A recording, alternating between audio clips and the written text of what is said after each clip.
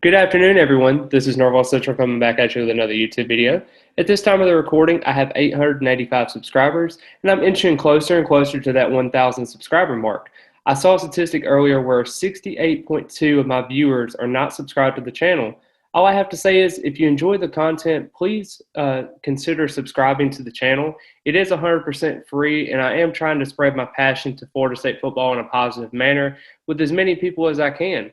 But nonetheless, I just want to thank everyone for all the love and the support on the YouTube videos so far. And if you haven't followed my Instagram account at NorvellCentral or my Twitter account at CentralNorvell, I have included a link tree at the bottom of the video's description so that you can follow those accounts.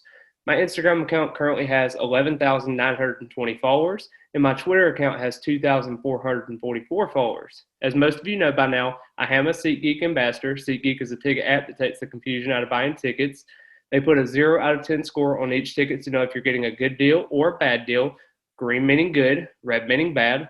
Plus, when you use my promo code NorvellCentral, you get $20 off your first ticket purchase using the SeatGeek app when it's $50 or more.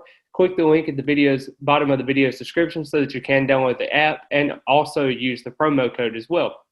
But let's go ahead and start this video off with a topic that's very controversial to Florida State fans, and that is Jordan Travis. I believe in Jordan Travis, and I think he's going to be having a great ability to be an effective piece at the quarterback position for Florida State this upcoming season. And let's go ahead and go back to where it all started, and that's November the 9th of 2019 when the 4-5 Florida State Seminoles were facing off against the 5-4 Boston College Eagles in Chestnut, Massachusetts.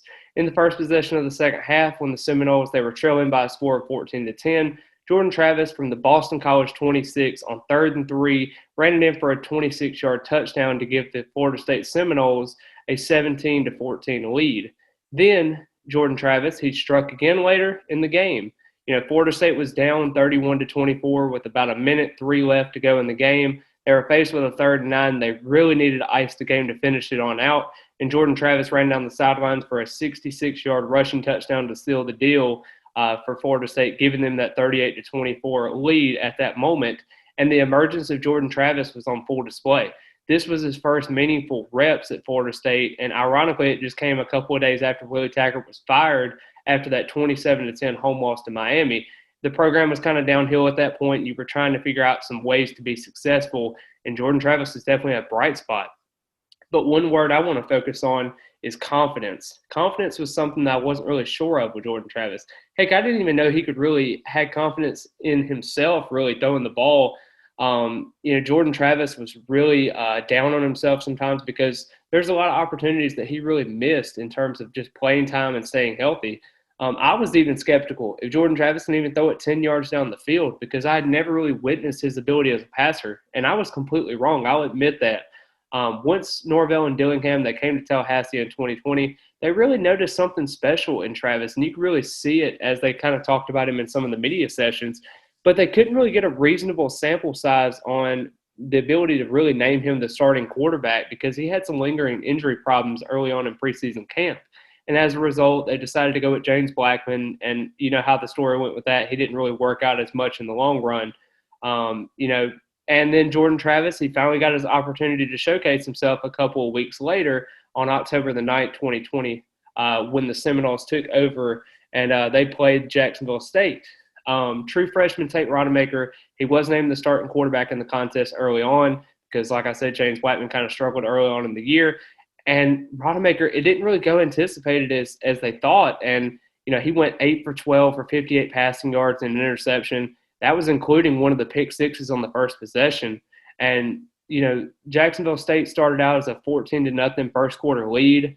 And, Coach Dillingham and also Coach Norvell, they decided to bring on Travis for that much-needed spark that they really needed. And with Jordan Travis at starting quarterback, the Seminoles scored a touchdown on 6 of their 7 offensive possessions as Florida State eventually defeated Jacksonville State by a score of 41-24. Just something to think about there. And then you want to really fast forward to this season. Jordan Travis completed 122 of his 194 passes. That's a 63% completion percentage for 1,539 yards and also 15 touchdowns and 6 interceptions. Let's not forget that he's also a viable running threat where he had 134 rush attempts for 530 yards and also 7 touchdowns. He was very instrumental in some of those performances against Syracuse, where his legs were a definite dual threat ability there. North Carolina, where he had some of those guys like Ontario Wilson, he had a huge game in that moment too. Miami, let's go back to the 4th and 14 with Andrew Parchment and him. And then Boston College was another one where they were really instrumental. It was ironic that in Chestnut Hill he performed again. And then lastly, Florida, which we all saw what happened whenever Jordan Travis went out of the game and the staff had to kind of rely on the likes of Rodemaker and Milton. Didn't really pan out. There was a lot of things going on there, but the truth of the matter is Jordan Travis has to stay healthy to be that effective quarterback that every Florida State wants him to be. That includes like sliding to avoid some of those unnecessary injuries that he was having. And I understand Jordan Travis is a very athletic player, and his skill set really suits him when he's able to utilize his legs to make plays happen when the play breaks down. You limit his use to be able to utilize his legs, you get performances like the season opener against Notre Dame, where he only completed 9 of his 19 passes for 130 yards and 2 touchdowns, and he also had those 3 interceptions. And rushing-wise, he was kind of limited there, where he only had 12 carries for 9 yards and a touchdown. Now, I see a lot of fans saying that they believe in Jordan Travis and they think he's better suited at the wide receiver position. But I'm here to tell you that Jordan Travis is a quarterback, plain and simple. You can't just put a quarterback at wide receiver and think it's going to work out like Braxton Miller did at Ohio State. Overall, I think that bringing in McKenzie Milton and the staff's adoration of really Milton's ability at quarterback and potential really set back Jordan Travis's confidence as a quarterback. Not saying that Milton was a bad take, because he really brought in a lot of leadership abilities that you can't really take back. But once Dillingham and also Norvell put their best quarterback out there, Jordan Travis, the offense started to blossom. And all in all, I think this is going to be a huge year for Jordan Travis. And you got to think about it also that the Seminoles brought in 4 new wide receiver transfers in Winston Wright Jr., Micah Pittman, Johnny Wilson, Deuce Spann, and they also brought in 8 new offensive lineman transfers and recruits, like Caden Lyles, Bless Harris, Julian Armella, Jalen Early, Quayshawn Sapp, Dalton Richardson, Kaniah Charlton, and Tavius Woody. And then, this infusion of talent that he has got now could actually elevate him to get his game up to the next level. I always will support Jordan Travis. I'll support this coaching staff, and I'll support these players through thick and thin, because I'm nole-blooded for life. And I want to see Jordan Travis be successful in this offense, and I think he can be. He's got to have limitations to where he's got to make sure he doesn't do too much for himself and hurt himself, and he's got to get more durable. Of course, he's at about 6'1", 201 pounds right now, but you see the potential in him. He's 7-6 as a starter right now. That may not seem like a lot, because there were a couple of games that gave up on him. Like he only threw 3 passes in that Jacksonville State game. He didn't get to play against NC State because of the flu bug. There's moments that, I wish we would have had him. There's moments there.